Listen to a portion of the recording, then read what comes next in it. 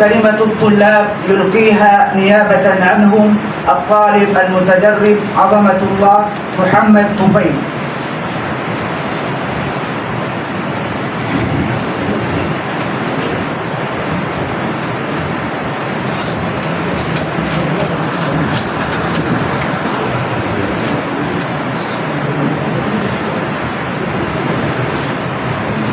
السلام عليكم ورحمة الله وبركاته.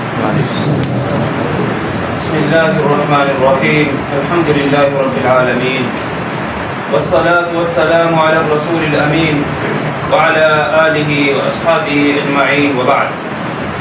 صالة عن نفسي ونيابة عن إخواني طلاب المنح من جامعة أم القرى الذين شاركوا في البرنامج المبادرات المجتمعية الصيفية لطلاب المنح، فانطلاقا من قول حبيبنا وقدوتنا صلى الله عليه وسلم: لا يشكر الله من لا يشكر الناس، فإنا نتوجه بالشكر لله تعالى، ثم لحكومة المملكة، ثم لجامعة أم القرى لإتاحة الفرصة لنا في مكة لنتعلم العلم الشرعي، ثم الشكر الوافر للصندوق الخيري لطلاب المنح وشركة بنيان للتدريب ولجميع منظمي هذا البرنامج المتميز والذين بذلوا جهودهم وأوقاتهم لإنجاحه، وعلى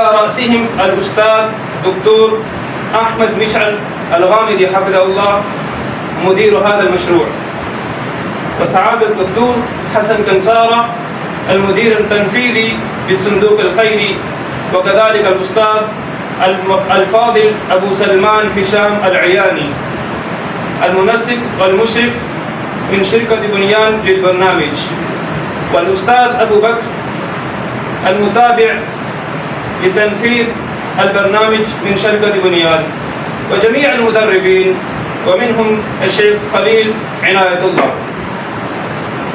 والشكر موصول لرئيس مجلس إدارة الصندوق الخيري سعادة الدكتور عبد الرحمن القرني على متابعته واهتمامه الدائم بالصندوق وبرامجه وطلابه. أيها الحفل الكريم، لقد كانت هذه الدورة المكثفة راية ومتميزة ومفيدة جدا، خاصة لطلاب العلم الذين لم يدرسوا هذه المصطلحات التنظيمية والإدارية في مقاعد الدراسة، وقد تناولت عددا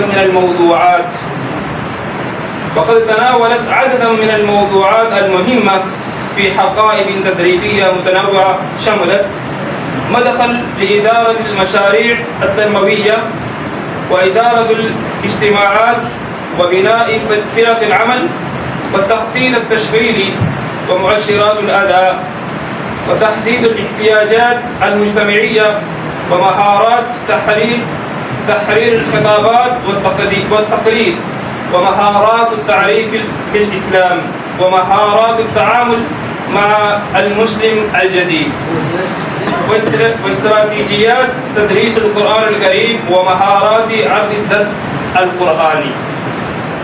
وقد أكملنا ولله الحمد هذه الدورة في الساعة المحدد لها، ونرجو أن نطبق ما تعلمناه فيها في برامجنا التي سنقدمها إن شاء الله تعالى في بلداننا في الإجازة الصيفية، بل وحتى بعد التخرج.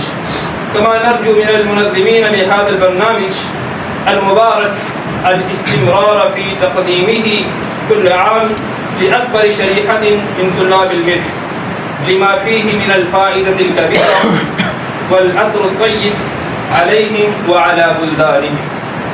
وختاما نسأل الله تعالى أن يتقبل منا ومنكم صالح الأعمال، وأن يجزيكم عنا خير الجزاء، يوفقنا لتطبيق ما تعلمناه في حياتنا. والسلام عليكم ورحمة الله وبركاته.